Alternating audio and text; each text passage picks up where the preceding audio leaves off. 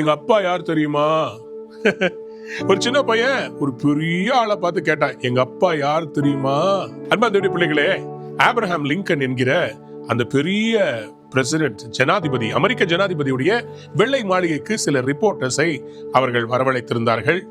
பல தேசங்கள்ல இருந்து அந்த ரிப்போர்ட்டர்ஸ் வந்து எல்லாரும் பயங்கரமா செக் செய்யப்பட்டு they were gathered at the waiting area. There was a small boy who was running around.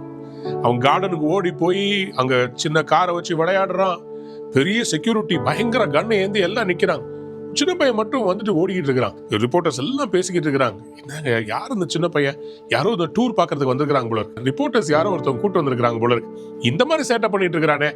எல்லாரும் அவனை பார்த்து கரிச்சு கொட்டிக்கிட்டே இருந்தாங்க.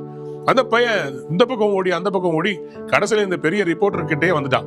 வந்துட்டு ஹாய், ஹவ் ஆர் யூ அப்படின்னா அவருக்கு பயங்கர tension. Shoe, don't speak, you are in the president's palace.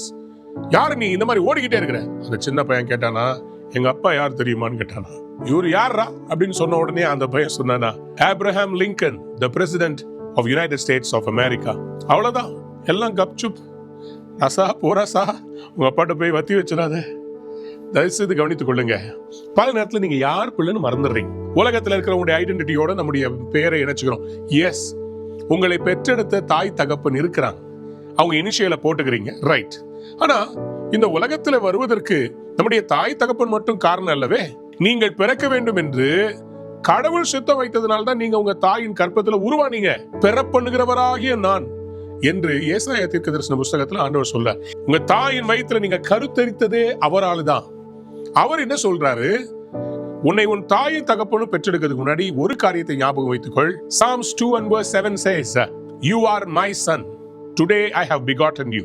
நீர் என்னுடைய குமாரன், இன்று நான் உம்மை ஜனிப்பித்தேன். ஒரு தாய் தான் பெற்றெடுக்க முடியும். ஆண்டவர் சொல்றார், நான் உன்னை பெற்றெடுத்திருக்கிறேன். அன்பார்ந்த பிள்ளையே, இந்த உலகமே உன்னை வெறுத்தாலும் ஒன்றை மறந்து விடாதீர்கள். நீங்க யாருடைய பிள்ளைன்னு மறந்துடாதீங்க. நீங்க எவ்வளவு பாவத்தில் விழுந்தாலும் ஆண்டவர் உங்களை தூக்கி எடுக்க வல்லமை உள்ளவராய் இருக்கிறார்.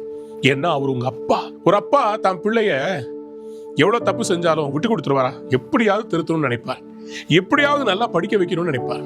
ஃபெயில் ஆனாலும் திருப்பி அடுத்த வருஷம் எக்ஸாமுக்கு காசை கட்டி படிக்க வைப்பார். ஏன்னா என் பிள்ளை எப்படியாவது மேல வரணும், என் பிள்ளை எப்படியாவது பாஸ் ஆகணும்.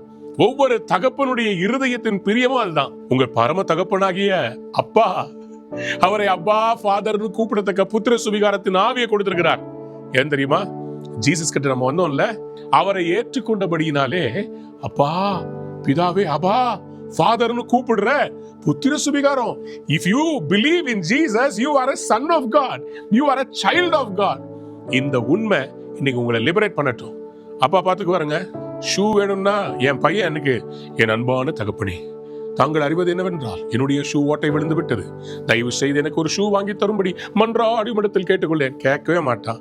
கடையில போய் ஒன்று எடுப்பான். டாடி இது நல்லா இருக்குது. நான் என்ன பண்ணுவேன்? பில்ல போடணும். ஏன்? என் பிள்ளை.